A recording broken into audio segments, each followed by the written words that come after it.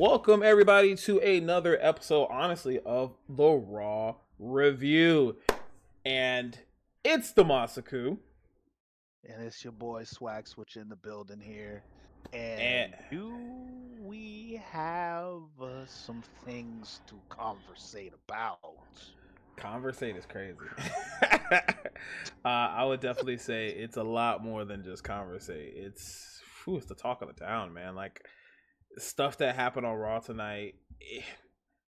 It to me, Raw was great, and honestly, the greatest segment was the opening part because that's what we've been waiting for weeks. Ever since it happened at Elimination Chamber. But I still feel like SmackDown was a better show. But let us just get right into it. Let's get right into it, man, because that's what everybody wants to talk about. Is this Raw and that opening segment? So let's get right into it, Swag. What happened at the beginning of the show? So, as we know, Raw was at 3 p.m. for us over here in the States, at least on the East Coast, because they were from where were they at? It was Belgium, right? Like fucking it's funny, like through like the first half, we're always like, yeah, they're in fucking Berlin. No, in big ass bold words, they're in like Brussels, Belgium, like fucking out here. But nah, man. So Raw opens up with the flashback promo of Cody in the final boss situation. John Cena turn on Koki, la di da di da, fucking, you The ass heel turn. t-shirts, Yes. all that good stuff. And so it gives you that. And then we go right into it. First thing to know, we don't change the theme song. It's still good old John Cena, Brappledo. However, he's not running out to the ring.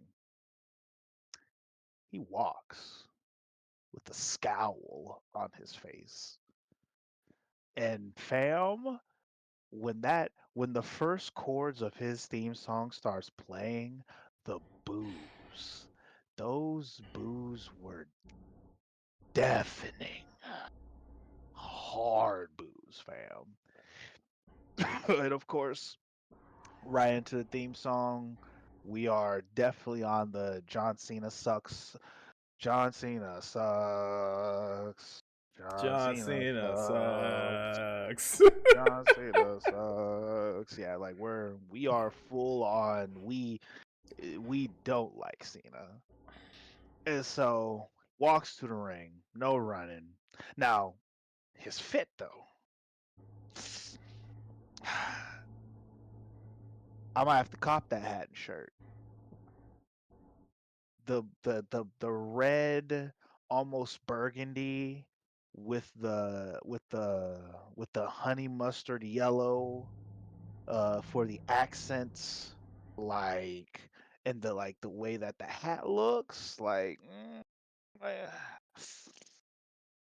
I own no, hold on.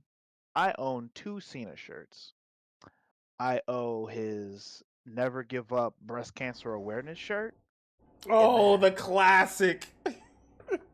and I own the green John Cena shirt that he wore when he faced The Rock at WrestleMania the first time. Is that the one Which, that was in that photo you had with the title years ago?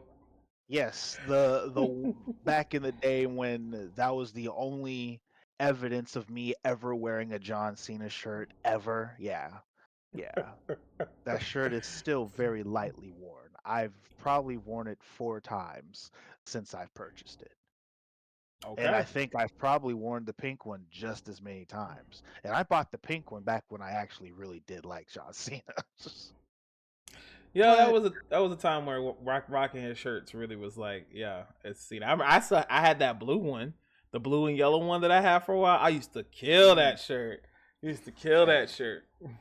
listen, he had us all at some point.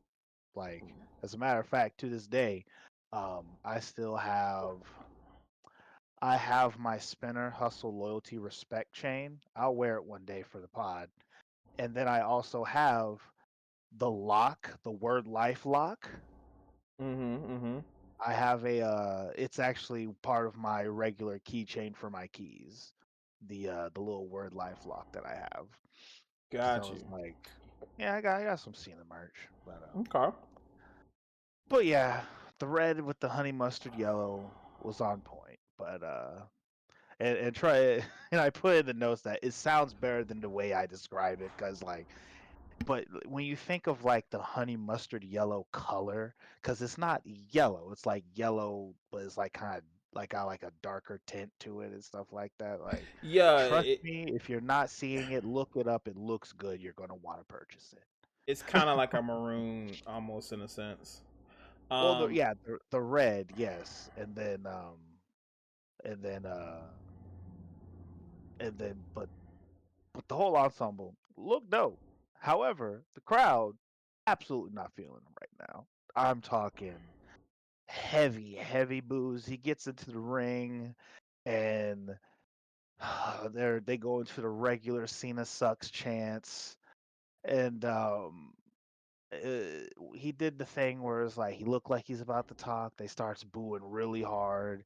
Then he actually puts the microphone down. Looks like he's gonna leave. He does it like 2, 3 times, which was hilarious. Just the way that he was goading the crowd. And he- so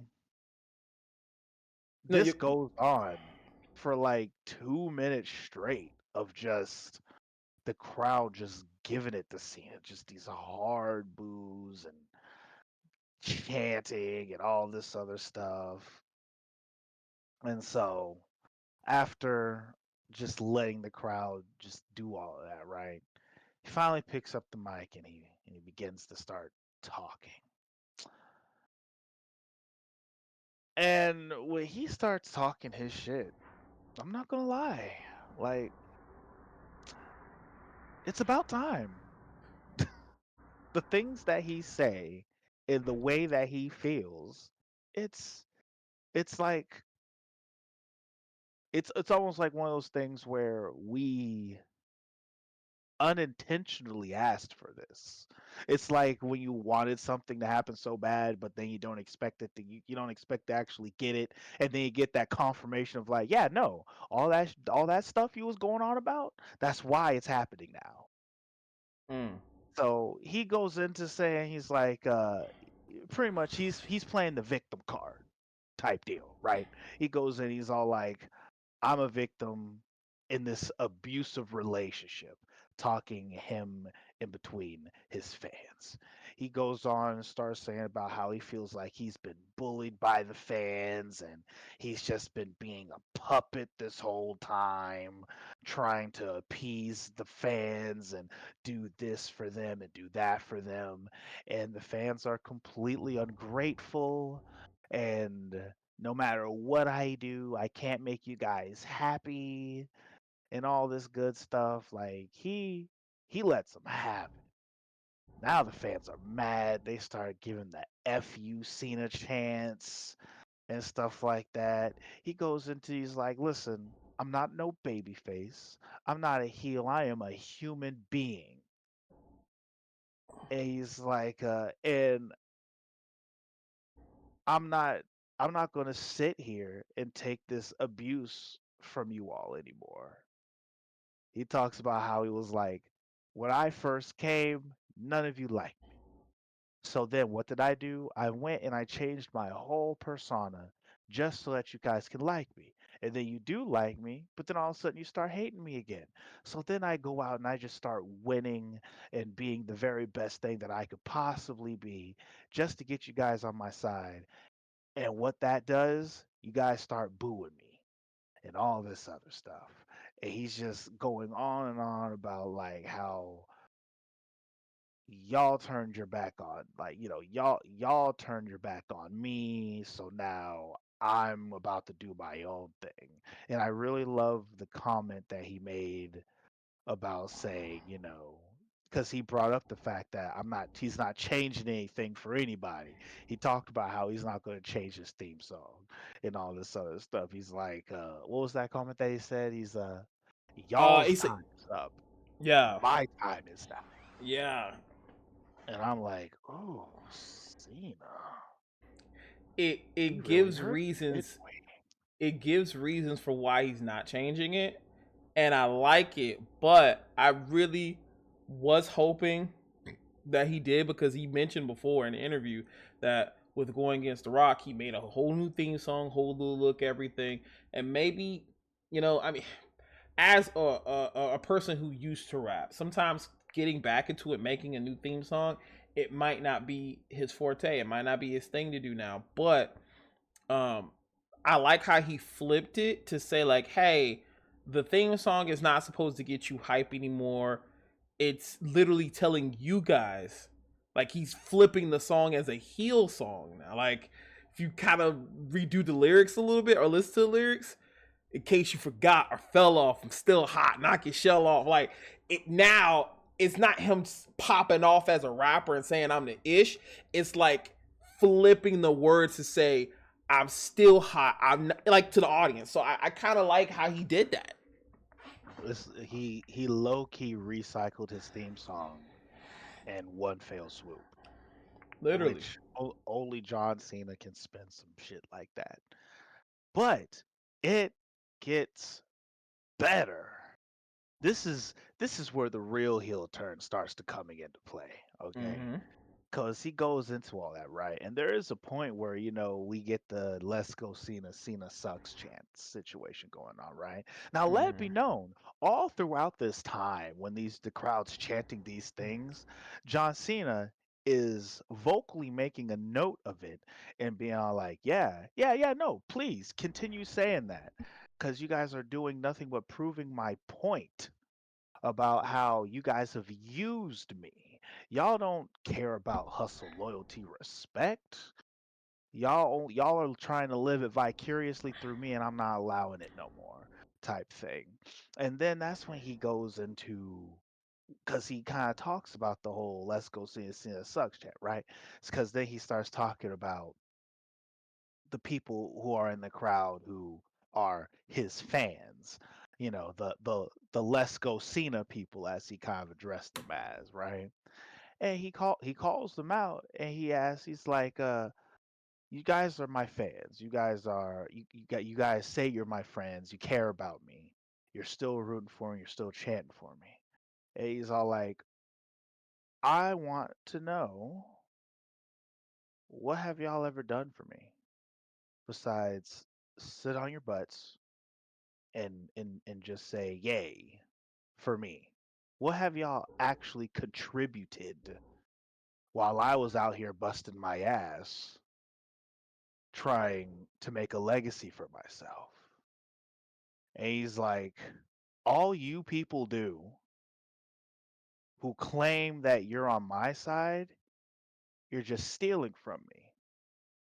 You're just using me as a way of, you know, say that, oh yeah, I'm all about this hustle, loyalty, respect stuff, but y'all don't follow it. Y'all just say it because I'm saying it, it's cool," type situation. He's like, "Hey, I'm talking like there's a point where he points out like a little kid that was in the crowd." Tom was like, "Yeah, no, no, y'all ain't like I'm talking. He lets these people have it, fam.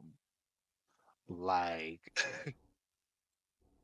it's it is it's it's fantastic, I to will say the say, least." especially he was like, you guys are not even wearing the shirt because you value it. You're wearing the shirt because it just says some letters and you're a part of the trend. When I actually live and embody these things, you're just copycatting me. You want to be me so bad that you wear a shirt that resembles me, but you don't even know the values, don't even follow the values. And I was just wanting to see, because you know how we always say, a lot of people saying the Break a Wish Foundation and all that kind of stuff. I was gonna see if he's like, do you know how many times I've went to these locations for the Make a Wish kids and stuff like that? I want to see like how far was he gonna go with this, because there's that point where it could be borderline like ooh, and then it could be nuclear.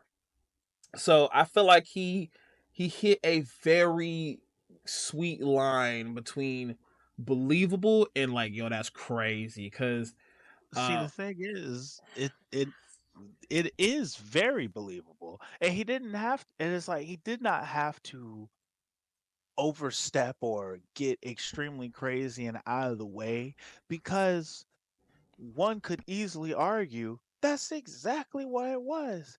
Cause like when he was saying that they was that he claimed, the Cena, the ones who wears his gear and stuff like that. He was like, y'all were stealing from me. Uh-oh, out of nowhere, puppy in the background. continue on. but but he's all like, he says the fact that that y'all turned me into a toy. Y'all made me y'all's plaything and stuff like that. I had to sit here and look you guys in the face while you made this "you can't see me invisible" joke go on for all of these years. And he straight up called all of his fans pathetic. And I mean, oh, listen, like if the boos weren't booing, boy, they booing now. They said Truly, they used him to feed off of his greatness, and then he pretty much says like, "This is me breaking up with the fans and breaking up with y'all and ending this abusive relationship. We're done." that was the part that was really interesting because he was like, he symbolized it as like, yeah, a breakup with the fans. Like, it kind of like, even though he kept saying it was like relationship, it was this and that. It was wondering, where is he going with this relationship thing? Is he trying to make it relatable to everyone else who, has those toxic relationships, to be like, hey, I'm ending things with you. I'm, ending this and that. So I was curious, where was he going with that at first? It's not that, and that's the thing, because John Cena, it wasn't that, it's not as deep as you would think. It's just the metaphor of the fact that he was all like, because of how things have been, he compared it to an abusive relationship where no matter what he does, no matter how much he tries to please the fans, no matter how great he presents himself and all this other stuff, no matter what he would do, in his eyes and his mind, all the fans want is more, more, more, more, more out of him, and they're not truly giving him anything in return. And so he is ending this relationship. He is breaking up and he is moving on to do what he wants, and he's going to make himself great regardless of how or what people say and they feel about what he's doing. And And so, and so how the promo kind of goes into the next segment is Cody comes out, and I kind of you're felt like struggling in my soul. I kind of felt like I really would have preferred it just been John doing this promo. Like, yeah, he stated he was gonna bump into him, he was gonna meet up with him, but I feel like this should have been John just letting it all out, right? But adding Cody to the mix, Cody's gonna fire up. Cody's preventing him from even getting a word in. Like, he says, "Yeah, you had your moment to talk. You had this. I'm shutting it down, and I want the old John Cena back." So, when it comes to that, I'm not mad at Cody being there because Cody needed to respond. Now, I am surprised that hell, what's the word I'm looking for? I'm surprised at how Cody was able to hold himself back from losing his shit after everything that has happened to him leading up until this point. Cause like he comes out there, and of course, we have your in the crowds going. I mean, fam, the pop for Cody when he came out was as I would have expected, especially after that nice, juicy heel moment that we was having in the ring. And it's like when Cody comes out and he faces John Cena, just paraphrasing, because for all intents and purposes, Cody, he didn't have a whole lot to say. He just pretty much said, yo, you're being a little whiny bitch right now. And if that's what you're going to continue to do, then expect me to bulldoze through you at WrestleMania. So if you're going to want to stand a chance, then you better start acting like John Cena. And he just that's kind of sort of the way he kind of left it there. It was kind of funny because like John Cena tried to say something and he addressed him as kid, and Cody was like, I'm gonna stop you right there, buddy. I'm not a kid. You address me as the WWE champion. And I'm like, okay, Cody, tell him to put that respect on your name, brother. As he should. Brother. As he should. And so Cody kept it clear, clean, and simple. He said, if you bring all of this whiny bitch energy to WrestleMania, I'm going to stomp you out. And I feel like the way how that ended, it kind of to me took John's fire from finishing what the rest of the promo could have been. So I'm really curious on like where does it go from there? Simple. John Cena is going to find Cody Rhodes. He's going to grab a leash, put it around his neck, and dog walk him. That's the only thing that's going to happen. John Cena is about to be like, all right, all right, all right. You want John Cena? You want John Cena? All right, cool, cool. He's about to grab that leash. He's going to take Cody Rhodes for a walk. And then we kind of like from that part itself, like just the rest of the promo. And then when he walks down to the ramp and then kind of slow moment away, looks at the screen, he's just soaking it in because this crowd is simply one of the best crowds to be in. Like the whole crowd, the whole night, it's just eruption. Like the crowd is roaring constantly as they do their chants, as they are letting the universe know we're going to give you every ounce of our energy. We're going to say we want to out loud and you're going to deal with it. That was the show. Even if you don't quite understand it, because there's still a couple of chants that they do. I'm like, I don't know what they're saying. I don't get it. I don't understand it. Because there was like, what was it? They they did "Let's Go Cody" and they did a regular Cody chant, and then there was like some other chant that they did for Cody that I was like, that's a new one. It kind of sounded like they kept wanting to do the phenomenal chant, like the one they do for AJ. It wasn't like exactly like that, but it was kind of similar. Okay. Because yeah, that was a chant that did go down as later on, but yeah, like Cody says all that stuff and leaves John Cena in the ring, and then John Cena he just kind of looks at everybody and drops the mic and kind of slowly makes his way back up the ramp.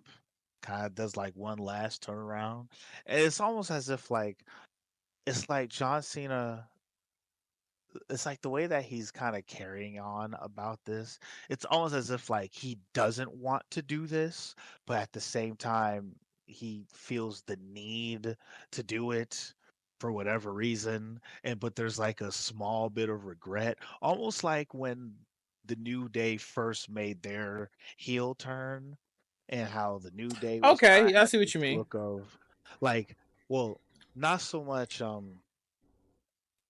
Xavier Woods, but more like Kofi. Like Kofi, like it's like Kofi did it, but wasn't sure if he really truly meant it at the time, and he's just now slowly trying to come to grips with, yeah, no, fuck these kids. Like, and that's the thing. I was like, when he got when he pulls out the towel, I was hoping it would say something like disrespect, loyalty, like all that kind of stuff, but he didn't. So it just to hold my time and now. Everyone is so honed in on that.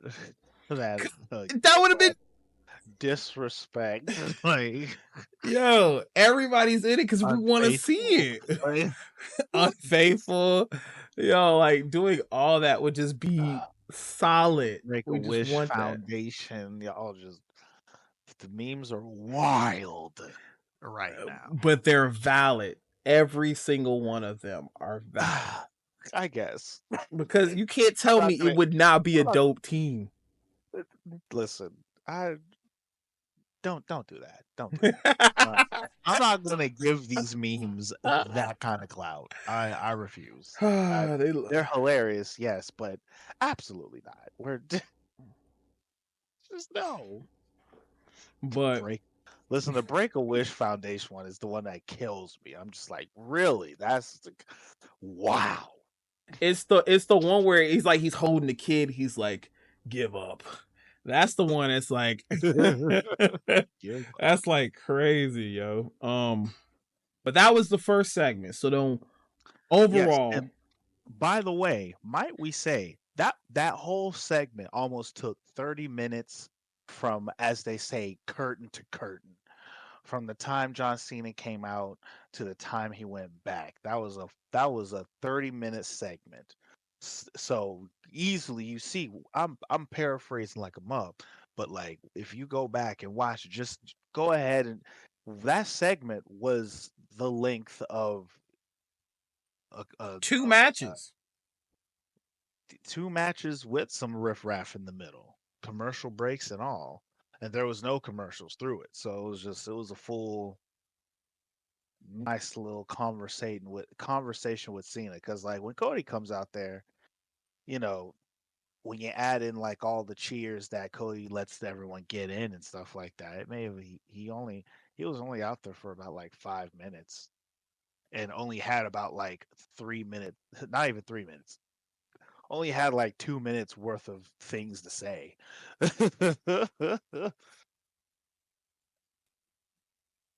Well, yeah, overall, as you were about to say, that that whole bit, it's it's just the beginning. It is it's just the beginning. This was just the hey, because the one thing that I noticed that he really did not address is the fact of, so did you actually sell your soul to The Rock? Like, the whole that whole conversation he said nothing about the final boss. Didn't mention him, didn't bring him up, not one time. It was literally just how he feels about the people. I noticed that too. Like I noticed that there was no reference to The Rock at all. No reference to The Rock. Which I thought was interesting. Like, if I'm not mistaken, I don't even think Cody necessarily like noted anything about the final boss either. Yeah, so He it's was like, just is he still a mostly part of it? focusing on John Cena, because the only thing that the closest thing to mentioning about the final boss, he was all like, "Hey, you did a pretty decent job of trying to take me out, but it didn't work, and I'm still here. I'm still your champion, and I'm still a problem. And so because of that, if you're going to want to phase me, if what you threw at me was the best that you had, then you're sadly mistaken. You're not going to see a 17." And I'll make sure of it. Especially if you're acting like a little whiny bitch. His words, not mine. Cena's gonna win that belt though. Cena's gonna win that belt. I mean, logically speaking, yes, of course. But now I want to see how, and I need to understand, what does the final boss have to do with any of this, and Travis Scott for that matter. Let's not go back to him. Let's just not. Shirts ass. Let's go to the next segment. So, what happened after that segment. Besides the fact that Travis Scott's shirt is ass, we go into the no holds barred match between your boy Ludwig and Mr. Zero Fear himself, Penta. And that match, considering what had happened prior, a perfectly placed match. I don't think we could have asked for a better match to succeed John Cena's heel turn rant. Because Penta was in it, bro. And I was speaking to the day I die. Saddle miedo. Like, it's Penta, bro. Penta, like, Listen, I mean, Penta out here, number one, making Ludwig look like a fucking force to be reckoned with. yeah, For he did make him look good. like, like Ludwig out here. I mean, consider the fact that he came from the loins of Gunther and whatnot. It would make That's sense for him to be crazy. The what? loins of Gunther? The loins? Do you, yo, the loins of Gunther. It's crazy. That is dastardly. But, bombastic side eye. Criminal Wow. offensive side eye.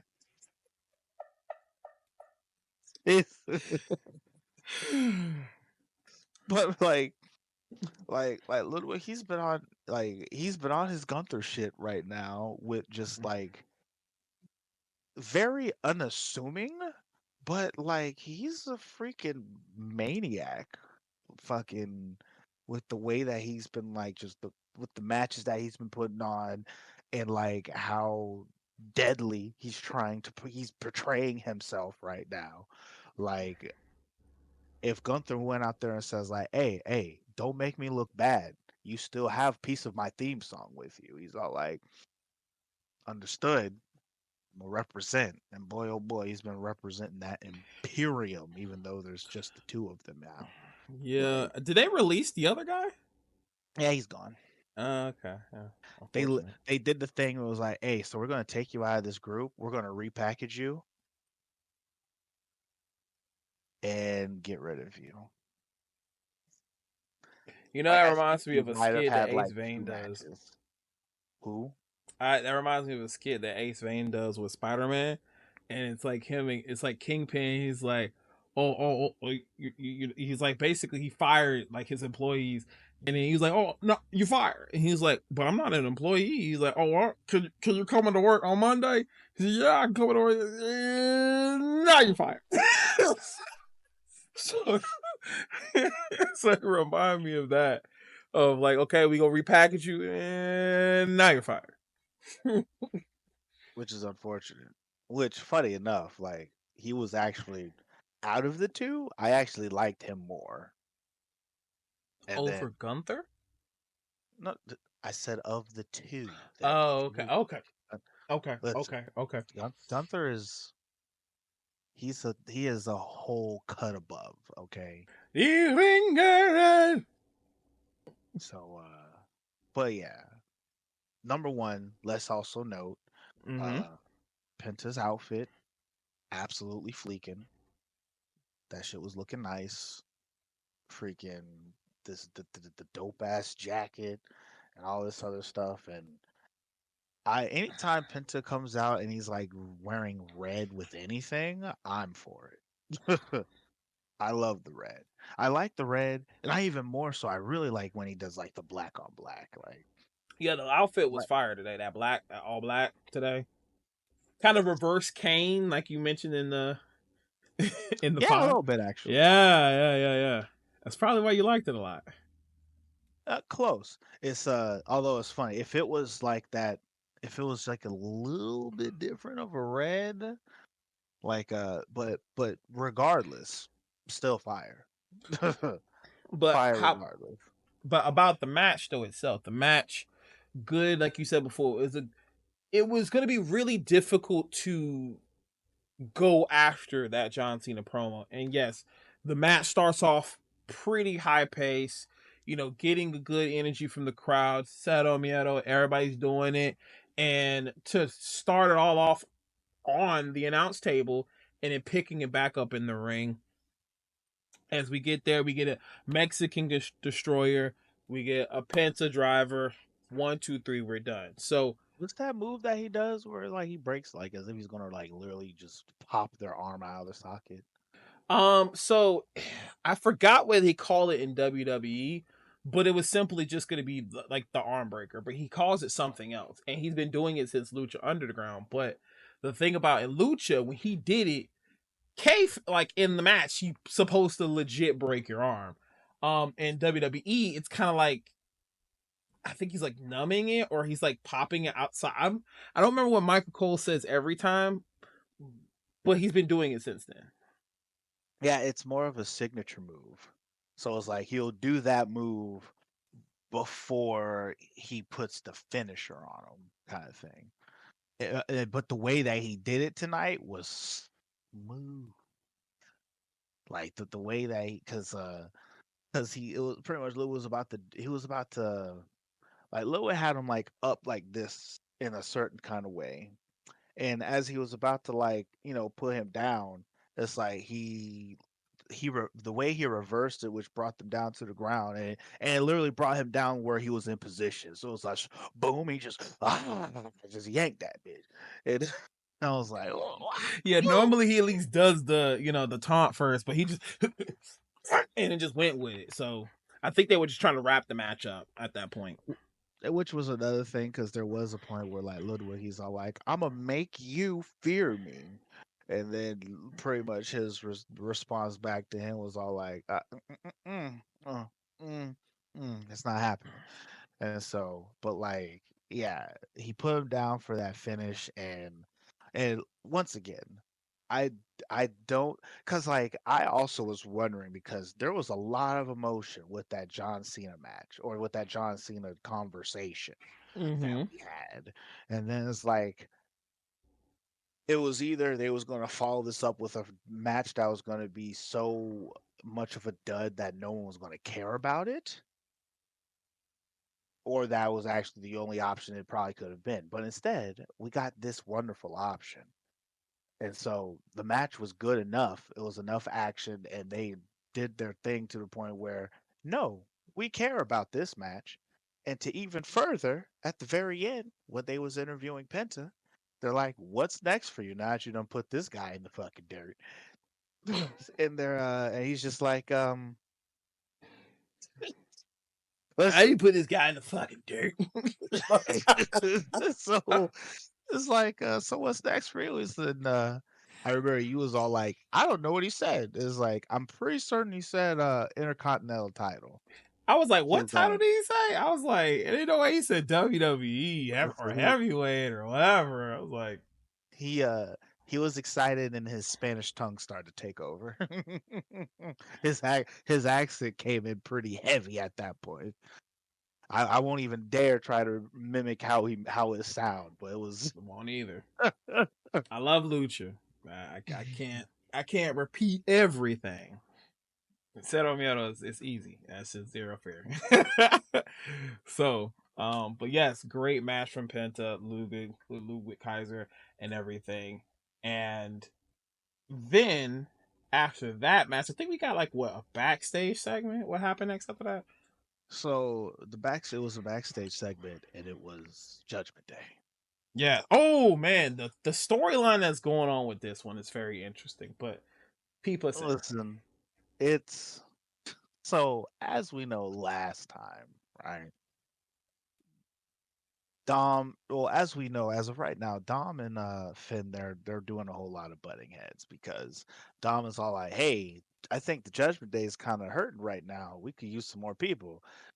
Finn, he's being I don't know what he's being right now, but he's being that guy. And he's like, no, no, no, no, we don't need more help. Stop asking.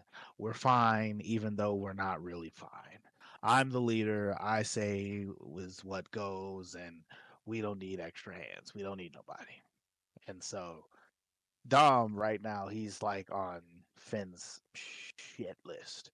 And so last week he came to him. He's like, "Hey, so I got you a title shot for the Intercontinental title. All you gotta do is go talk to Adam Pearce about it." And he's all like, "Oh, for real, Dom?" And he gave him a hug and all this other stuff, right? So now they're backstage. The girls are talking about how they're soon going to have to get ready to deal with. I think they're because they got the tag team titles right now, so they're going to have to probably deal. Who is it that they're just supposed to be fighting? I actually forgot. I didn't write that down. I could have sworn they was saying something about Jade Cargill on SmackDown, but maybe that was me. Okay, no, I think you're right. They did mention Jade, so like they're getting ready to have to deal with whatever's going to be happening on SmackDown and stuff like that, and so Finn comes up and because Dom is there.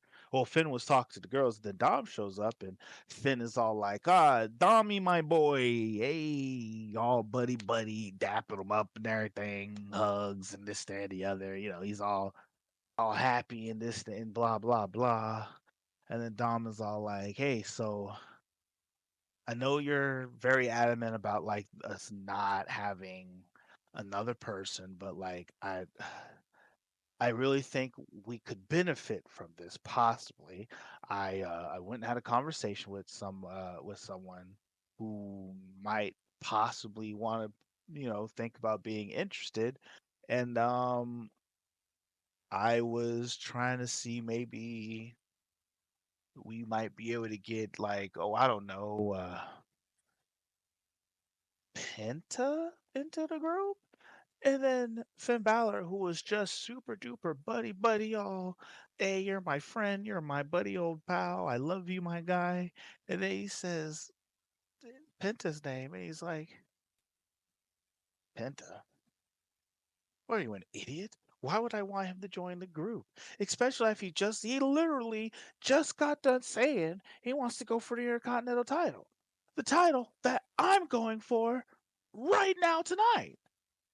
He rips Donovan a new one. Just like you start to call him all names and this, that, and the other. It's like you're going around talking to people behind my back and all this other stuff, and like you run stuff, yada yada yada. I mean, he rips into Dom, and Dom's just sitting there like, oh,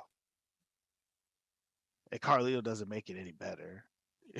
He He's actually makes it worse. He was like, "Man, I was just Carlito's trying all to like, help out."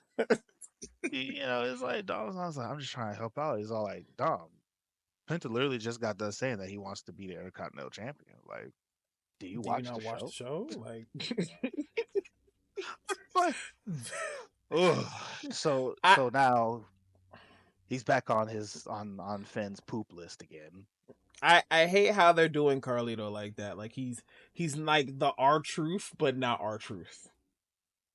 Fam, Carlito's just happy to be here, fam. I noticed that he's definitely just He happy is to happy be to here.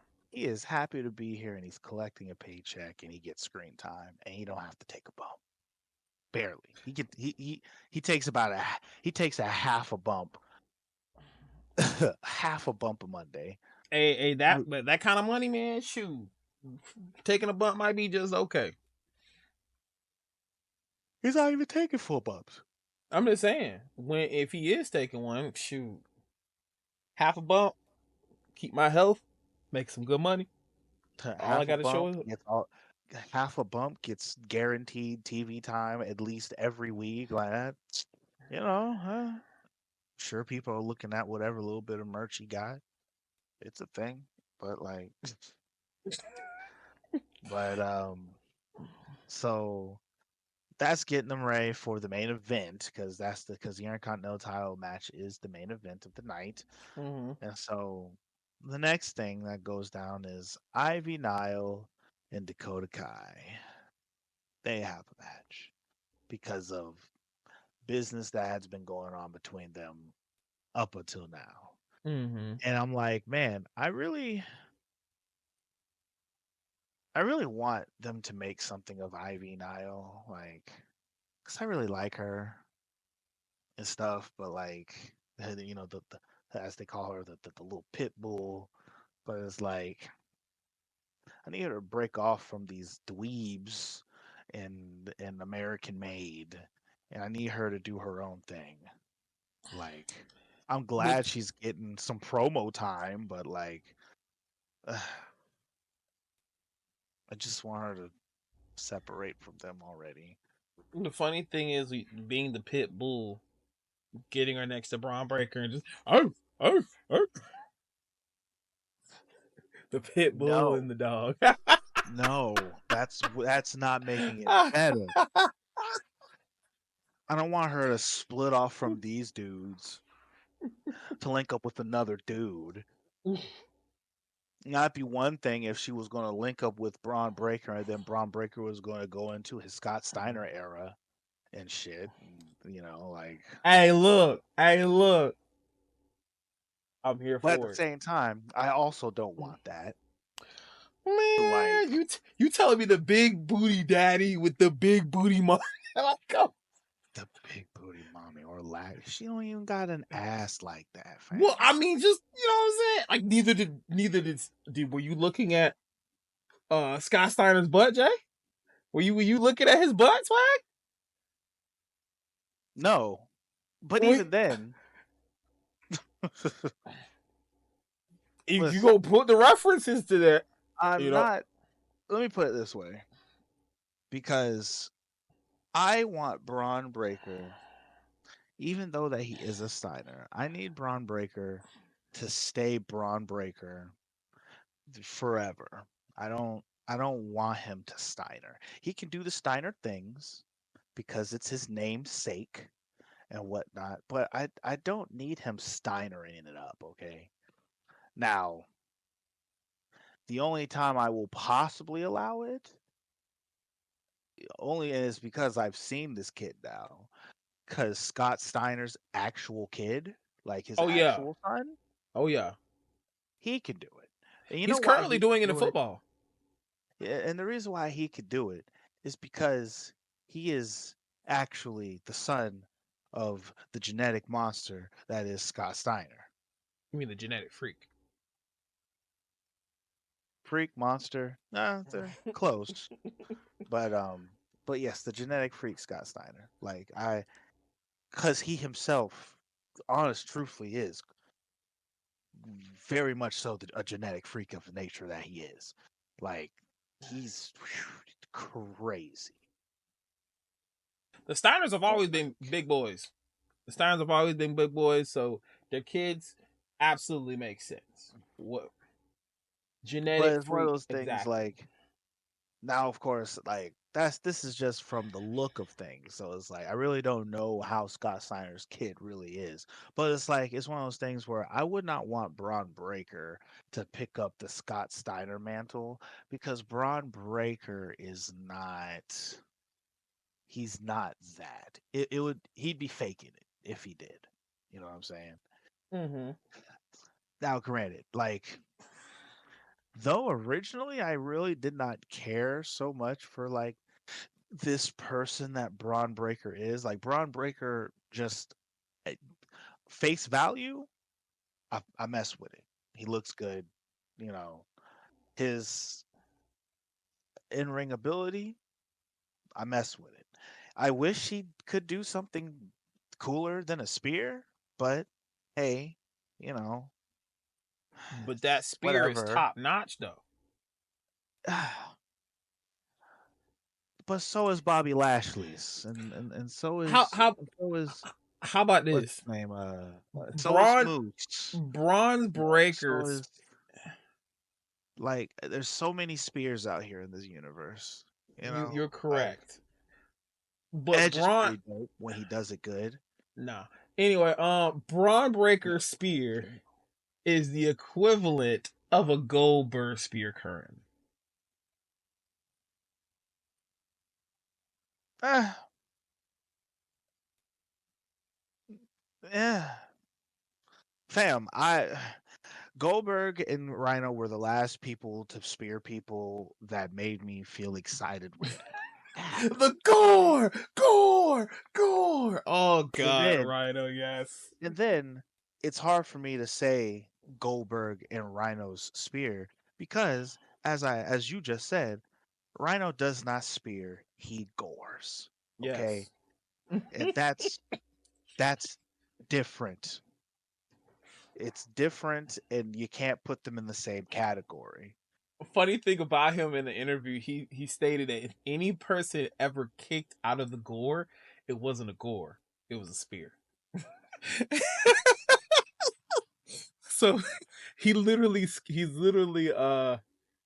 Scott Halled his he's protecting his finisher. If I ever hit somebody with the gore, it's supposed to be ending them. But if they kick out, it's a spear. And I'd agree. I would agree. But I'm just like, I mean, granted, I mean, I guess Braun's, now I'll give him the credit that, like, of the millions and millions of wrestlers that do the spear for a finishing maneuver, at least Braun Breaker has found something to set his spear different from the other and whatnot. Like, once upon a time, Moose, well, currently actually, Moose and Bobby Lashley, their spears, they do the thing where they collide with them and then they like tuck and roll afterwards Yeah, and yeah, all this yeah. other stuff. And it's like, all right, I guess, cool, you know. Freaking Edge, his spear is more kind of like when he runs and he hits you, it's like it's more of a cut in half, and you He's guys guiding don't. you. And it's like you guys don't. You don't like go. He when Edges hits his spear, it's not like you go. He goes boom and y'all go forward. It's just like boom and then straight down, He kind of. guides you. All Yeah, he right, guides you to the cool. ground. And Goldberg spear has always been he hits you and then you guys go flying like 3 feet and then you hit the ground. And so his spin on it is the fact that he will speed himself up to his 25 miles an hour and then he hits you.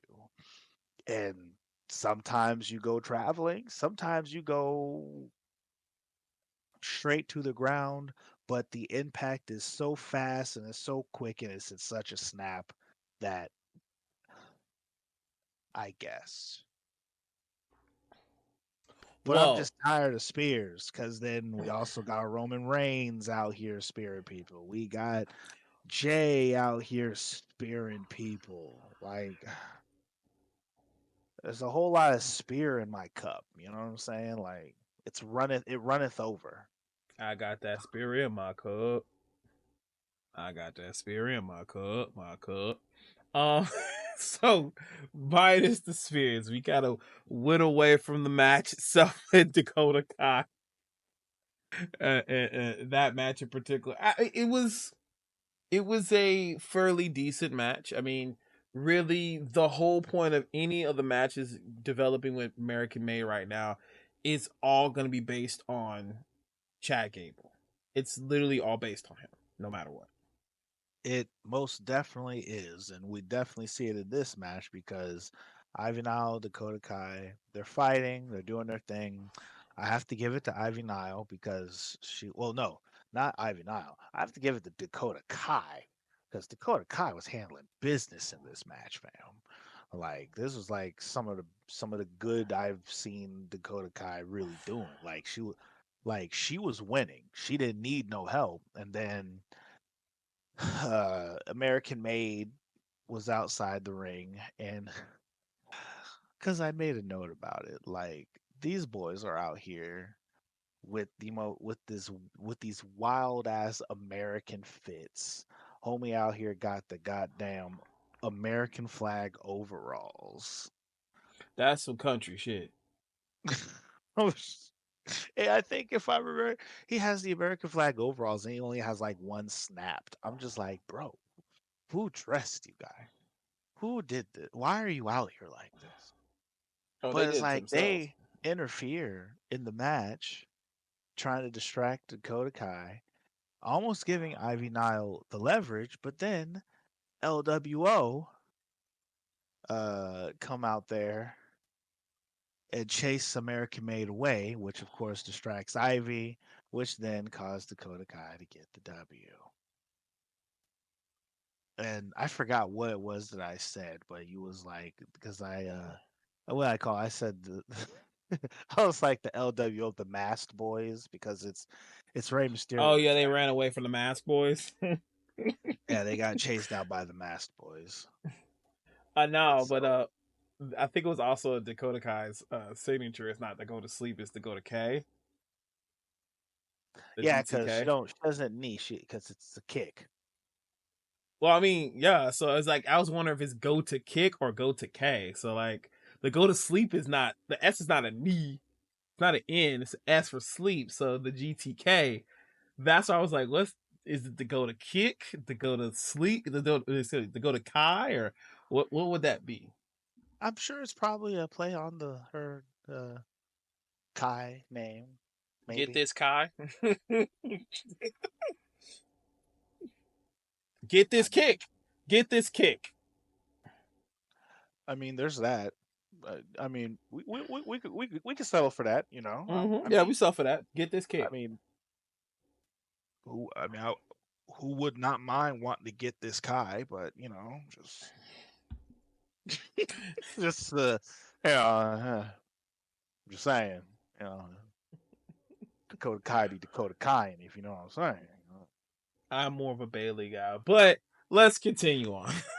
What does that mean? What do you mean? Of all people being a Bailey guy, I I'm get that part. more of a Bailey guy. What are you comparing Dakota Kai to Bailey? Is that what we're I, doing? I like mine a little thicker. You know what I'm saying? That's all I'm saying. Oh, Yeah, oh, yeah. oh. Yeah. You like them with meat already on the bones. You don't want to Yeah. put the meat on the bones. I get it. Continue on with the next segment. Go to the goddamn next second, please. What the? How the fuck am I putting me?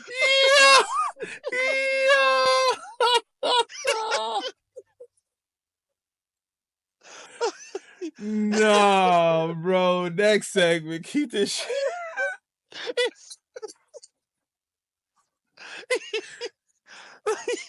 Okay. So, Oh my god. oh. So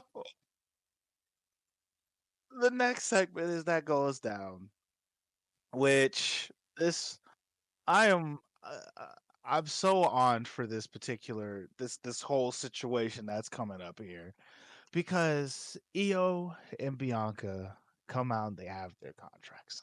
It was like right afterwards too. It's crazy. Yes, and I have to say this is probably actually no. It looked like this was going to be probably one of the smoothest, calmest contract signings to ever happen. So they get in the ring, and I made the note of it before, and I have to make a note of it again. Bianca Belair. Mm, mm. We'll agree. Beautiful. She We'll was. agree. I don't. There ain't nothing that she be wearing that she don't be wearing. You know what I'm saying? Like she was out here stunning, absolute stunning. Io was beautiful too.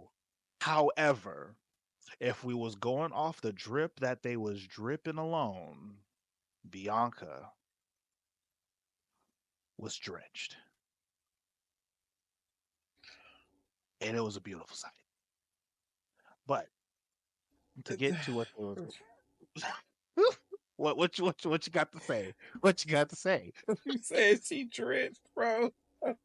Oh, what you thought it was just gonna be like she was wet? Is that what you was looking for? No, that's Is worse. that what you was expecting me to be That's all like worse. I know that was worse. That's why I wasn't going to say it. That's why I was just like drenched. It says I don't know what's the then tell me if you're when you're dripped out, sure, but what am I going to say? She's raining. What is If you uh, get drippy is worse, actually. Droopy is worse. All right. All What right, you all want me to right, do? all right. I don't got enough for that one. I don't got enough for that one. Normally I got something for that one. I ain't got enough. Like I said, she was dripping, but she was on another level of drip. So she's drenched. Okay. Like, so they get out they get out here. EO signs it first, and pretty much EO makes the statement. Her statement is the fact that, listen, I'm the women's heavyweight champion. I will not be disrespected. You are not going to undermine. And I'm going to go to WrestleMania and I'm going to come out of there still your women's champion. She keeps it simple. Bianca goes and she's just her spill is pretty much being like, "Hey, yo, listen, yeah, cool, I get it, but like, I feel as if people out here forgetting who the fuck I am. So I guess I'ma just have to remind y'all that I am the EST. I am Bianca, and y'all about to find out real quick." And she signed. Bada bing, bada boom. We're ready for WrestleMania. And then, of course, this in particular being my brutality. This is my brutality. And she's still fuming about the shit that happened. And she is still fuming and on Bianca's ish about what happened. She comes into the ring, and the first thing is, and the Mazuku, he had to actually rewind it because he missed it the first time. When you hear the "this is what," the the look on Bianca's face, because Bianca Sells was it in all. her fam. Bianca went from "I'm in feel myself" mode to "I absolutely, from the bottom of my heart of hearts, down within the pits of my ever being soul, wish a bitch would." And that went flush from head to toe. Her face, her body movements, her physical being was disrupted from the beginning vocals of Rhea Ripley's song. And that was the most personal transformation of a mood I have seen in a very long time. Honestly, I'm gonna make it more hood for 2 seconds. It really gave off. No, this bitch didn't. That's what it gave me. No, this bitch didn't. But like on such a level as because it let me know, like, this was just a theme song. Like, the look that Bianca gave was when someone says something about your mama who literally died 2 weeks ago, and the person who said something about your mama said it with their whole chest, type deal. And it's like that's normally, she gave the look that if she was carrying, there was going to be some clapping. Like, she would. Oh, okay, yeah. What, fam? Stay with me now. No. Because like you said, like I was like, whoa, like the gun, like it's great. Like that's what I was thinking. I wasn't thinking about that. Yeah, No, look, no, the look that you gave me may have been like, but we clapping nah, here. nah. That's what I'm saying. We doing one of these? Like no. So, oh, Rhea comes out there, and Bianca's ready for it. She's all like, "I'm with it. If we about to do something, let's do it right now." And Rhea comes in and she gets all in Bianca's face and she's talking that hot garbage, because Rhea is really solid on this. If you weren't out there, I'd still be champion. And Bianca's all like, if you would have stayed in your lane and paid the freak attention to your match, you might have still been champion. But that's not my problem. And so they're going at each other's throats and all this other stuff. And Io's over here like, really? In front of my heavyweight title. We're doing this in front of my heavyweight title. And so she gets up and it's all like, excuse me, hi, heavyweight champion here. And Bianca, once again, straight Palms her shit. Straight palms her shit. fam. It does not help that Io's a small girl. So with Io being a small girl and Bianca got wingspan, so when she be out here and just puts her all the way back here No, she pushed her with so hard she force. fell. She Yes, with fell. Yeah, force. yeah. With force. And so Bianca and Ripley start going at it and all this other stuff. And then Bianca gets no, because I think it was actually Bianca who struck. Did Bianca strike first? Yes, because that led to Rhea. Not no. Yeah, because I know Rhea finished it with a headbutt. Yeah. No, yeah. Bianca had to strike first. Then, yeah, she Because struck I'm first. pretty, I was like, Bianca, boop, Rhea, thwack, and Bianca, boom. Fam, she headbutted her so hard her glasses went flying. Because Bianca was, doing her, she was stunting with her cute glasses and everything and stuff. So it was like freaking headbutt, boom. Now Io, she jumps up because now she's hot. And tries and goes after Rhea, and Rhea grabs the freak out of her and pretty much power bombs her on top of Bianca, trying to break the table, but didn't break it. No, I thought she maybe gonna get on top of the turnbuckle and try to dive on them. Maybe, man.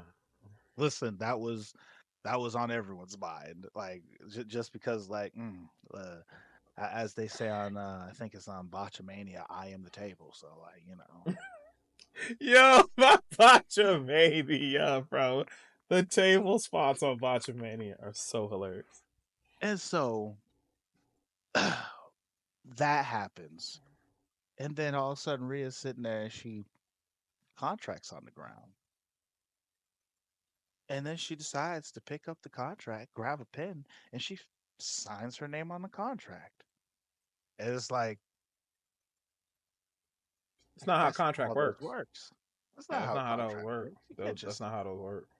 you just can't sign your name into the that does so It she was signs it and then she signs it and then she takes it with her and she leaves. She leaves the ring. Out Pierce is all like, hey, excuse me, that's that Rhea, give me that back. And Rhea's all like, no. And she dips. It's, not you so, hitting the accent with it. No. so, so that happens, right? That's how that ends. So then we shift gears, and we got a kick out of this next piece. So Jay comes out, Oh and yeah, he's Mister. talking this thing and everything, and he's assuring us right now for the second time that I'm telling y'all about to see a different Jey Uso out here and blah blah blah. You know what I'm saying? Everyone trying to doubt me right now before WrestleMania, but Mr. no, Go to I'm gonna sleep show you himself. guys. We about to make something happen. And literally, as he's saying that, because he's about to go through the curtain, Gunther comes out through the curtain and an altercation almost happens right there between the two of them. But they pull Gunther away, and he's all like, "Nah, yeet." And then he goes on and he does his thing, runs out there. The crowd yeets like crazy, as they always do. Freaking and he's going up against Austin Theory. Now, last week he went against Grayson Waller. When he goes against Austin Theory this time, number one, I think this is a bit disrespectful to Austin Theory. Just a little bit. Because they made Grayson, they made Mr. Wilder. Wilder had a full on match. This match, they get in the ring, they do a little squabble, throw to the ropes, or Jay gets thrown to the ropes, bounce, bounce, and then does a high jumping crossbody. Boom, lands it, gets the pin. 1, 2, Oh, 3. that was supposed to be a spear, actually. I feel it was supposed to be a spear, but it wasn't. It was a high crossbody, and what made now I will say it did look a little devastating because it looked like Austin Theory was about to like do a crossbody of his own, so it really kind of looked like two dudes collided really hard into a Oh crossbody. yeah, like that But spot, yeah. yeah, that's what it looked like. So I was like, oh, they done knocked themselves out that quick. But it was like, huh, boom, Jay lands on top and gets the pin. 1, 2, 3, and that was it. I'm like, You know what's funny? Because now when you think about how anytime that spot happens, both of them knock each other out. What if Jay's momentum was so strong, instead of doing the he just spear. but it wasn't a spear. It was it, a it it was a no. crossbody, yes, but it was supposed to be a spear. Going back to our earlier conversation about spears, okay? Like the spear. Ooh, I don't have any. Usually, I have some wrestling figures nearby, but I don't You could right do now. the hand, But the but old school which is choice. what I'm going to say. But when you spear, it is person, and then boom. He came at him, even if it was supposed to be a spear. Jay Uso came at him like this. He came crossbody. I don't know how he was going to turn that into a spear mid jump because what's his name? He jumped, but he came cross. And I'm just like, because I'm thinking the match is going to continue after that. I was like, ooh, hard crossbody. Okay, quick pin. 1, 2, 3. Oh, that's it? Was that supposed to happen? They just wanted him to go out there and yeet, or maybe they pushed the match quicker because of the John Cena segment taking so long. Maybe? Maybe? I mean, it wasn't an important match per se. It really wasn't. I mean, if it was supposed to be important, they definitely didn't make it important anymore. That 10, 15-second match. I mean, it was a little longer than that, but it was definitely under a minute. And then he almost got put to sleep again. Listen, He almost got tuckered in. He was like, son, I I know you're tired. listen, after just 3 minutes ago, relatively just like 7 minutes ago, because I have to remember when he goes out there and he starts eating, he be eating for forever, and so it's like he literally just before the match, before he went through the curtain, was all like, "I'm a different Jey Uso, and I'm about to do this and do that and represent and show that I am worthy and blah blah blah." And then of course, end of the match happens. Grayson gets in there and tries to attack him. He throws him out the ring, and Jay's feeling himself and everything. And then, like clockwork, gets scooped up by Gunther, and the choking begins. However, this time he breaks free. Barely breaks free, but he breaks free. He breaks free, fights off Gunther to a point where he literally gets his belt off him, rips the belt off of Gunther. Now Gunther's hot.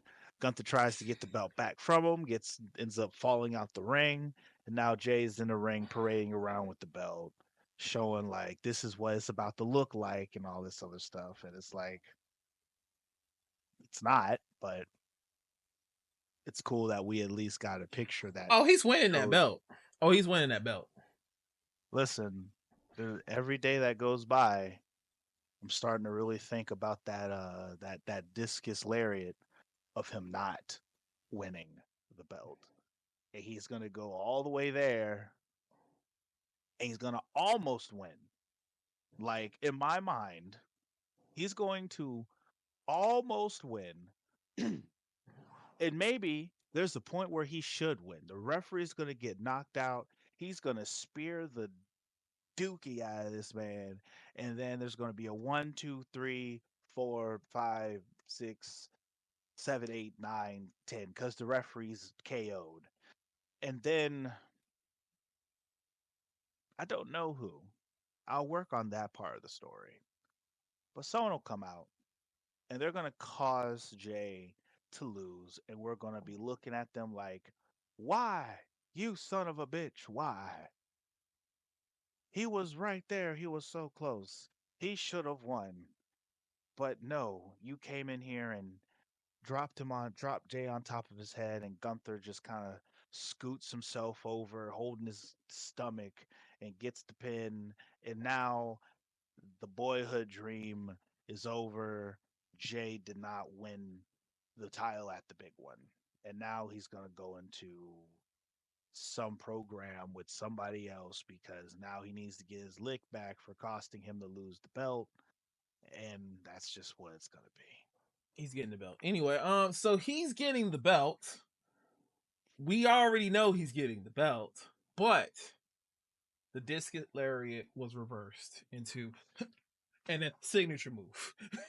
Raw bottom. All right, anyway. So Now, do I now the miss question, now the question is, when you realize you actually did get hit with that discus lariat, and you woke up in a hospital because you got Undertakered and concussed and couldn't remember what your name was till like 5 o'clock in the morning because your wife wasn't going to tell it to you. What you gonna do then? What, how about this? He's winning that belt, bro. There's no way he's not winning that belt. There's no way he's not winning that belt. Absolutely no way. And if the dude, I think the fans will start turning. He's not like a Penta who can lose a lot and then the fans are still gonna like they'll keep yeeting, but that only is gonna last but for so long. It's like, bro, that's cool. Where that belt at though? You keep telling us you're gonna change and become a different Jey Uso, yet you keep losing. He's gonna lose fans. Gotta win the belt.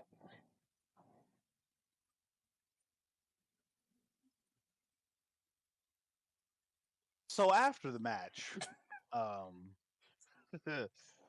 After he got put back. six. Well, he did get put to I sleep know, this I time. know, I know, I know. He actually he was able to keep consciousness, and for that I'm proud of him because we this we would have started out talking about it because because I would have had to clown on him extremely hard. Oh my gosh. But so all that happens and stuff like that, right? And then we go back to being backstage. And it was Adam Pearce is talking to Rhea Ripley like, "Yo, why you can't just do that. You can't just sign your name on the contract and all this other like that doesn't make anything valid. And on top of that, give me the contract. That's not yours. This you're done. This has nothing to do with you." And as all that's going on, Bianca comes blindsidingly out the side of the screen and starts scrapping Rhea, right? And is like she starts scrapping with Rhea, but then she manages to actually but Rhea manages to fight back, and there's a point where it's like she's fighting, and all of a sudden Io Sky comes up and then like throws Bianca like pushes Bianca out the way, is gets up in Rhea's face, and Rhea's like, "Nah, you can get this work too." And she commences to fuck it up Io Sky too. So literally leaving both Bianca and Io taken out, and then they whisk her away, and Rhea's just out here like, yeah, yeah, and I'm gonna hold on to this contract too, like. And I'm just like, damn, boy, mommy, stay on top. God damn, like, For good and reasons. so, oh, absolutely, absolutely. So, so now Rhea has walked off with the contract that they signed, and so from what it's looking like right now, Rhea Ripley is literally going to bully her way into the title scene. And there's a part of me that absolutely should not be down for it. And I hate to be the person now, like, because if this would have been anybody else, I'm like, wow, fuck them. They didn't need to be in the title. Send them off. But because it's Rhea Ripley, it's like, all right, she's an exception, I guess. And I hate the fact that that's how I am, but It's gonna become a triple threat because and she it has nothing is. else. She has nothing else to go for Mania, and they need her in Mania. I mean, it's just, well,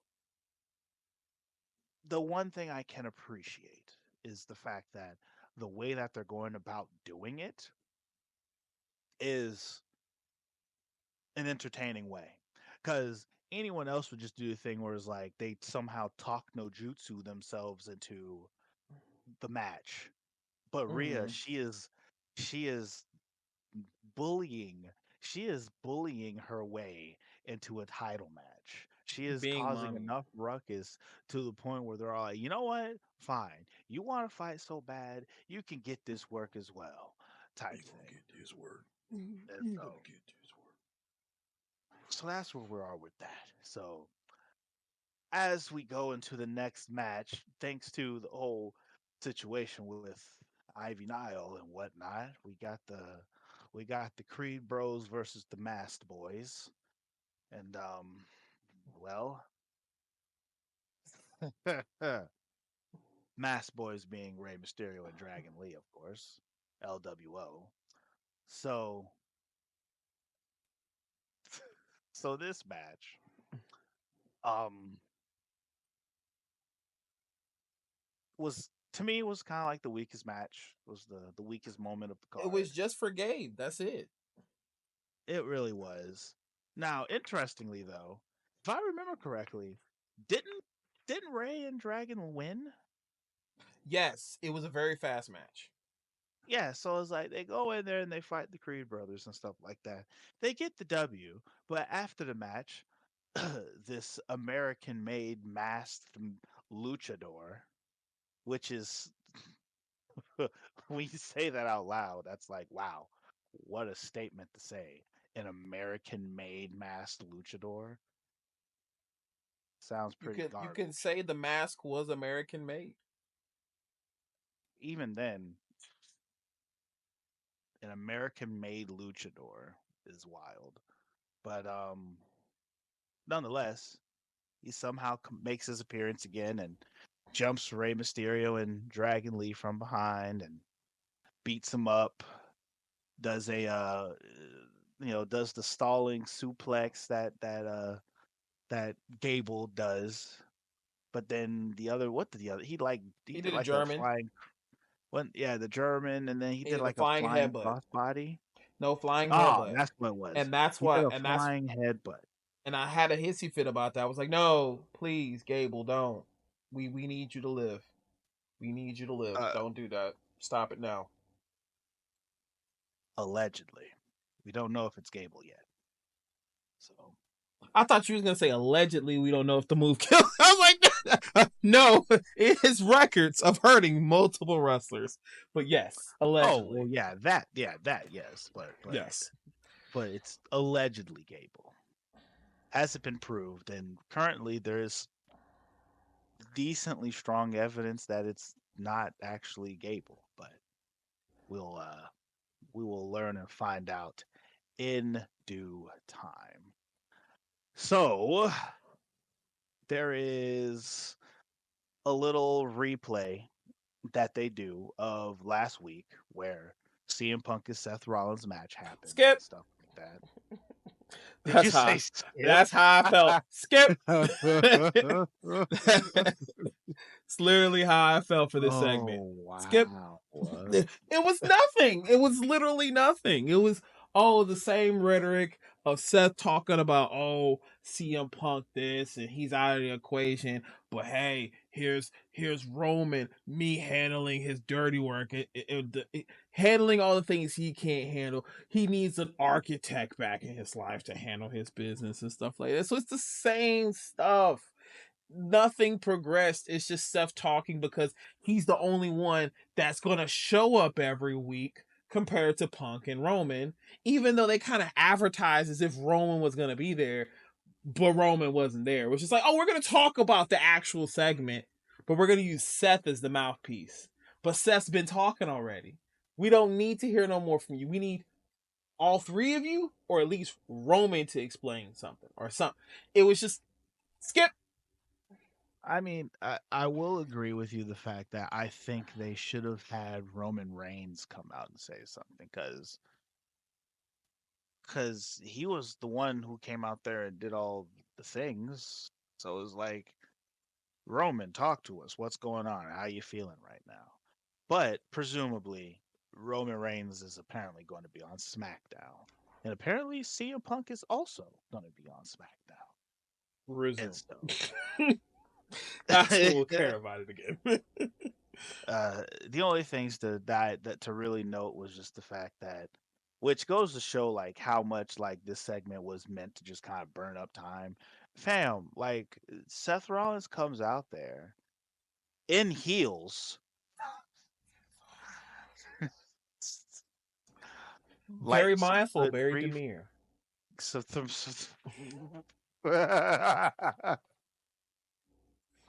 Very mindful, very demure. Listen, comes out there in these heels in this green, very low key colors, like Marvel low key, not like low key, He but looked like. like the arrow with those colors. Well, the reason why I say it reminds me of low key with the colors, because like so, the underpiece was black Okay, and these okay, I weird see it. black pants, and then it's like the suit jacket thing that he's wearing. It's half black, but then it's got like the low key green on it. And then it's like he's got this bright gold watch and this gold necklace on, which that is a shout to low key to a certain degree in my mind. Now he might be just might have been just so happily the colors that they rock with. But like, the black, green, and gold is a very low key type dealio in my mind at least. Granted, nothing that he's done or is very what nothing that he did or said tonight made me think of low key. Just the colors, that's all. Just the happenstance, I guess. But like he goes out there and like he lets the crowd sing his theme song for like 2 minutes, damn near like they actually sing the whole song you would expect that like that's how long they're oh wow And and this is after the actual music is cut off. yep. He literally just sits there in the middle of the ring, just holding up the mic as they're just going, going, going. And then he says something, and then he allows them to keep going and going and going, going and going. And it's like, okay, we get it. Visionary, blah blah blah, Seth freaking Rollins. And he literally just came out there and was like, hey, so yeah, that thing happened last week. I'm gonna go to SmackDown and we're gonna talk about it to their face. And that's it. Whoa, and then right back to the thing, literally. Right, And that's why I right said, back to this. skip. Could have skipped that. Uh, That's so yeah. It was that's it. Just Seth We could have Rollins in skipped. heels saying he's gonna be on SmackDown. And so afterwards, there's a little segment with AJ Styles as he's being interviewed and being asked about Logan Paul. La la la la la la la la la. Oh yeah, that's That's all the crowd See, at does when least he you birthday. understand and know what the chant is. I actually I looked never. it up. I actually looked it up. Oh, It's a birthday song. oh, Yeah, it's a birthday song basically saying you're phenomenal. That is literally the song lyrics. Is you're phenomenal. ah, la la la la. Because that Yep. what was it? The last time that they was overseas and AJ Styles had a Backlash. match, they was doing that. And I had to look. I asked my wife too because like, granted she's German, so she doesn't know everything. But I was like, hey, would you happen to know? Because she knows a lot of tunes. So she's like, nah. So I actually had to look it up because somebody apparently on like wrestling Reddit put up the song. So if you look it up, it's you're phenomenal. It's a birthday song. So they would say you're phenomenal. You're phenomenal. Da, da, da, da, da, da. And that's what they do. La la la la. So and when they did it the first time, I was just like, bro, I want to be in this energy right now. It's funny Get me in because this crowd. you say that. I remember when that all was going on. I was like, man, this crowd is doing a lot. This is all right, you guys. You're doing a bit. This is a bit much, But that's what but every wrestler wants, though. Like you want a crowd that crazy. You want a crowd that crazy. yes. I mean, so a crowd being that crazy, sure, but I don't want to call them obnoxious, but these like these out of the box chants that they were just coming up with, like that was the part that I was all like, what are we saying? What are we doing? Yeah, like the Why are we one, chanting this? two, the kick out at two. Yeah, like that, like why? I mean, It's all I, country. It's country. It's stuff related to the country because they do these things at the football game and everything. and that's what I chucked it up to is the fact Mm-hmm. that because in these other countries like they're aside from the only other super duper like extremely important big arena sports that they have their biggest one is football, which is soccer what we call, but it's football over there. And it's like football people like are people who are football fans personally I think they trump, no pun intended on that, but they trump American football fans. Like American football fans don't got nothing on soccer fans, fam. Honestly, the the European the European tour right now, Yes, they just have everything the American audiences wish they could give is that energy, but for some reason, uh, the alcohol for them makes them louder. Whereas most Americans, the alcohol makes us want to fight. To them, it makes them more jolly. because they use natural sugars. That's why. Listen, we have all of this artificial stuff over here, and they are that's what that's why their Fanta look different. You know what I'm saying? Like, and even more so, like their Fanta looks different. It's like, and they really only support like any given time that I've gone over there. There's two flavors of Fanta. There's orange. There's pineapple. And orange is like their orange Fanta. Like it looks like Sunny Delight. It's but and it tastes. It's not that. I'm sorry. Do you not drink Sunny Delight? Like, damn, you You just mean perfume orange juice? wow, wow. That's what we're doing. Perfume Wow, orange juice? Yeah. perfume orange. So AJ Styles, right? He was being interviewed and they was asking him about the whole situation that happened between him and Logan Paul. And then in the midst of this, because this happened last week, Karrion Cross came out and started trying to talk to AJ Styles. And AJ Styles is all like, nope, I don't want to hear it. I'm not listening to you. I'm not going to talk to you. And he's like, all right, hey, listen, if you don't want to hear what I got to say, fine, but I have something important. He's like, all right, fine. What you got to say? And then Karrion Cross comes over here and he's dropping these little truths on AJ Styles here, and he's slowly working his way into AJ Styles' head and all this, and all this stuff. And it's like, and it's one of those things where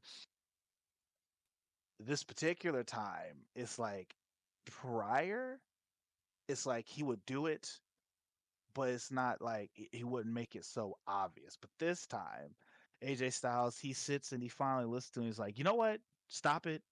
I don't know why I asked to listen to what you had to say. I'm out of here. I'm not listening to you. And then AJ walks away and Karrion Kross, he looks at his girl. He's all like, he's listening. And they do their fucking little evil laugh thing together, like. So there is a meme. I don't know if you saw this, but anytime Karrion Kross interacts with a wrestler, look at his hair. Look at how his hair is portrayed. Because what he'll do is he'll match the hair of the person he talks to. So So I, every time he's talked to AJ, his hair is down like AJ's. Anytime he's talked to somebody with a man bun, he puts his man bun up, and etc. He'll change his hair to mimic the person he's talking to. I've looked back and I've noticed it, and I don't know. Like there's a, it's one of those things like it's too coincidental for it to not be on purpose. Oh, it's on purpose. And it's like Karrion Kross. So me and Karrion Kross, we've had quite the history up until this point. Like because Karrion Kross came out at a time when I wasn't watching NXT.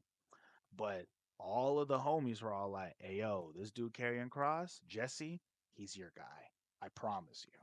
And then when I finally lay eyes on Karrion Kross, I was like, "I'm not interested in this. This is he wasn't doing it for me." Wait, was And this bald headed Karrion Kross or? so I think when I finally got my eyes on him was when he was on the tail end of his NXT run, and then when he made the jump to the new roster. Got you. And so, but even then, like I think at the time when he was in NXT, he I didn't care for his finishing move because I I forgot what it think his was. finishing move was like some kind of a choke out. And to me, it was a little lackluster for how big, bad, and monstrous he was. You know what I'm saying? And so I wasn't feeling it at first. And then, of course, they completely shat the bed with him whenever he moved to the main roster. And so it was Backwards. like, so for a very long time, it was like he was he had all the presentation that I liked, but absolutely no follow through. Mm-hmm. Like he was cool. He was cool from the time it came out to the ring until the bell rang, and then when the bell rang, I didn't care. And then it was like, and I think there was like a point where Karrion Kross, like because like I think they let him go. I'm pretty certain I Yeah, think they let him go, and then he also was on EC3's promotion of create your narrative or choose your narrative thing for a bit, and he got out of hmm that immediately. yeah, which was smart on his part. But it Mm-hmm. was like, because I followed him a little bit, and like even after he left WWE and he went to the other places, it was like, nope, still don't see it. So, but now he's changed his finishing move. I really liked him when he was doing the whole thing with the Final Testament. I really wish they could make the Final Testament work, but that's a whole nother conversation in and of itself. But like where he's at right now, I'm with it. And so he's in a good space, and he's actually a really cool character and also a really cool person too in general. But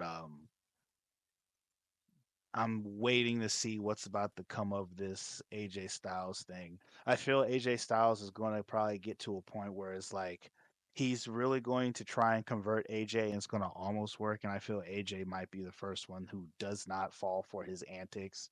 And then they're probably going to have a blowout fight match and all that Maybe good like at stuff, Backlash or something like that. Yeah. possibly. And so that leads us to the final match of the night, which was going to be Bronathan Breaker versus Finn Balor. And it was all right. They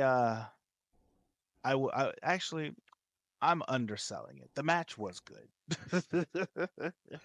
The match was actually legitimately a good match, you know what I'm saying? Like I'm just underselling it because of the things that I said about Braun earlier in his spear. I Which mean, it was the outcome that was expected. It was not gonna go anywhere.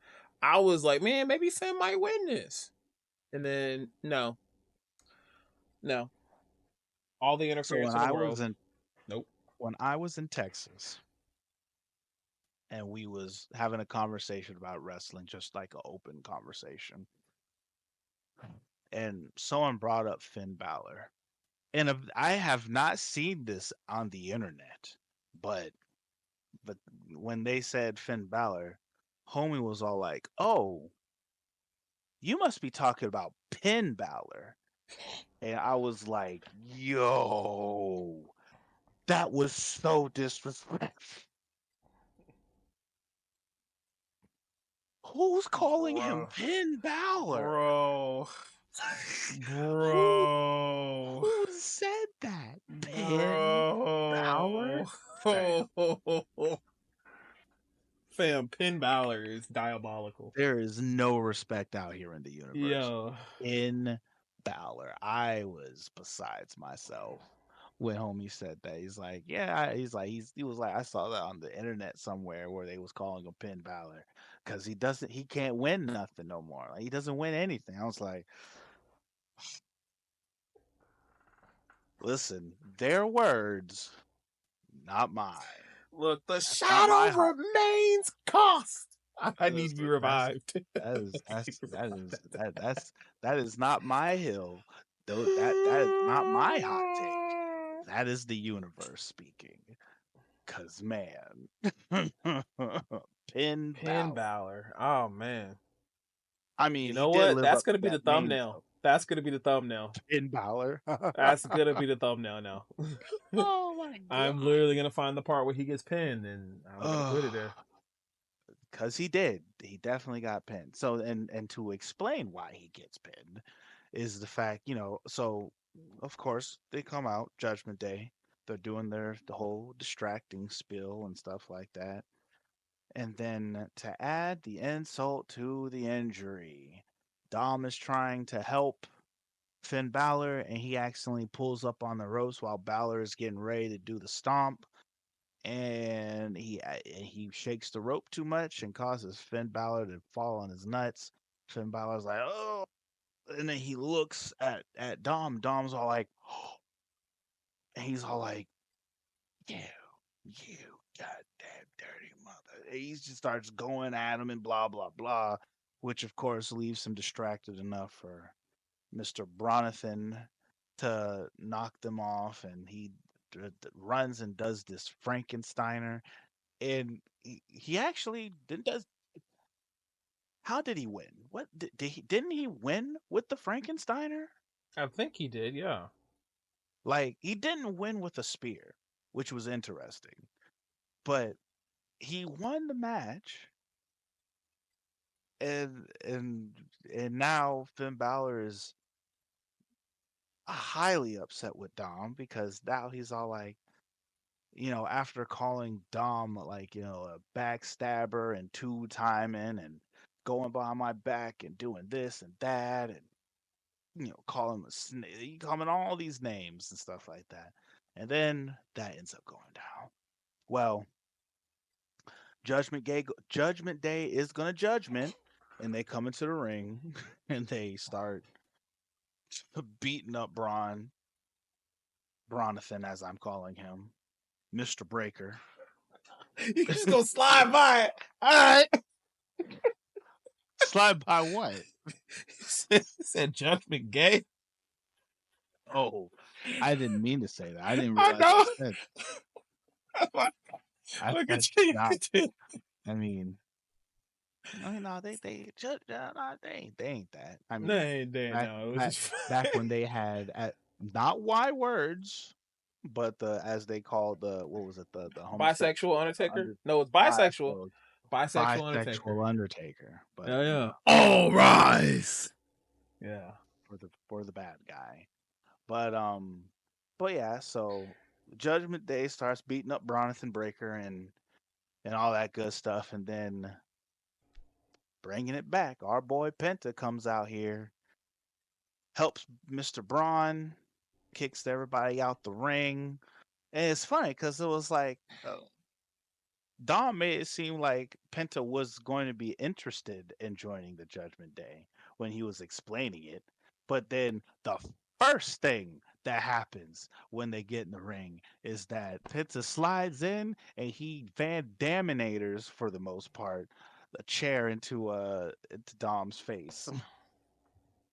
And so, which just in case, for those who may not know, Van Daminator is when you got a chair and then well, what he used to do was he would throw the chair at somebody and he'd do like a jumping kick and whatnot. And so, for all intents and purposes, what he did was like a pseudo Van Daminator because He Homie already had the already chair had in a it. chair in Yeah. his hand and he just kicked the chair into his face. And so, but yeah, kicked the chair to Dom's face, beats up Finn, throws him out the ring and stuff like that. Braun Breaker's trying to get up and get his wherewithal. Penta picks up the belt, holds it up, looks at it, looks at in Braun's face, gives the belt back to him, and now they are looking at each other slated as Braun Breaker's just pretty much holds the belt in his face like, I am the champ. While Penta is like, yeah, and I have zero fear what it is, bruv. And so, and that Was Raw. Raw. Yes. So We are heavy on the Penta train, and I'm for it. I know so you're for it. oh, absolutely. It should always be Penta, as they say in Russell Talk. It should always be Penta. All Should right, always be Penta. always should be Penta. But um, when it comes to the show overall, what are your thoughts? What would you rate it? Would you give it a? As we're going off the Sonic Adventure rating system, what would you rank? So, which at some point we're gonna have to. I feel for those who probably don't realize, no, we'll have to Yes. probably we're gonna have to make sure we make a note to explain that next time we do next podcast. Yeah, yeah, yeah, yeah. But honestly, that was cool. I'm gonna give it an A.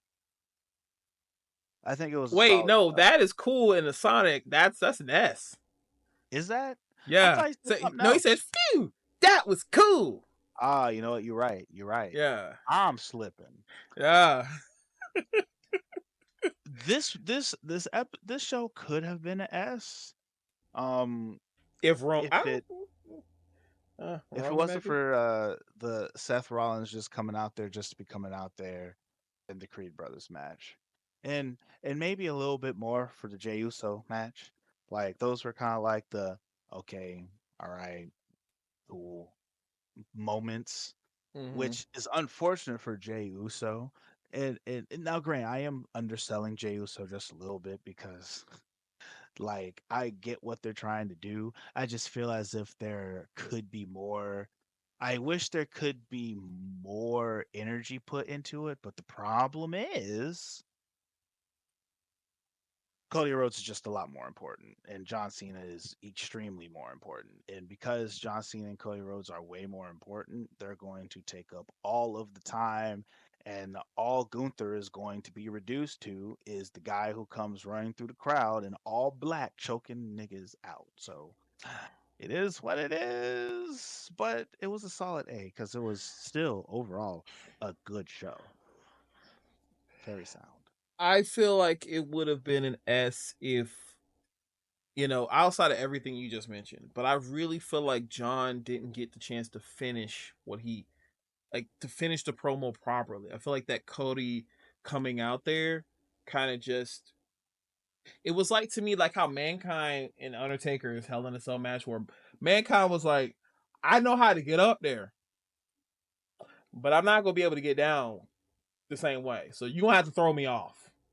And so that was the point where, okay, I'm up here. I'm saying what I say. Cody's like, man, I'm finish that for you real quick.